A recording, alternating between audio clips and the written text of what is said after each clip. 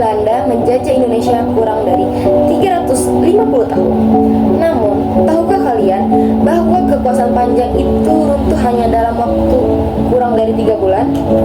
Halo semua, perkenalkan nama saya Adinda Dwi Andini dari kelas 11 4. Dari 3 bulan, semua bermula dari ambisi kekaisaran Jepang untuk menciptakan lingkungan kemakmuran bersama Asia Timur Raya.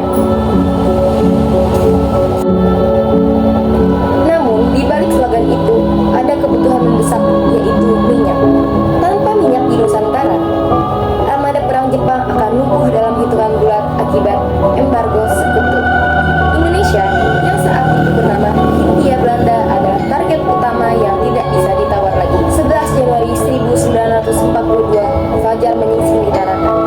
Pasukan elit Jepang mendarat, mengincar sumur-sumur minyak.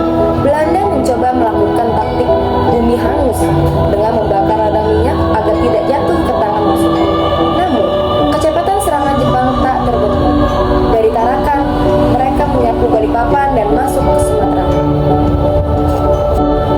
Salah satu yang paling menentukan adalah jatuhnya Palembang pada 1942. Jepang menerjunkan ratusan pasukan payung tepat di atas kilang minyak melaju. Ini adalah salah satu operasi lintas udara terbesar di Asia saat itu. Dengan jatuhnya Palembang, pasokan bensin untuk pesawat dan kapal perang Belanda di Jawa resmi terputus. Satu-satunya harapan terakhir sekutu adalah menghancurkan armada Jepang di laut sebelum mereka mencapai Pulau Jawa. Gabungan kapal perang Amerika, Inggris, Belanda, dan Australia yang disebut dengan Abdacom berkumpul di bawah komando Laksamana Karel Doorman.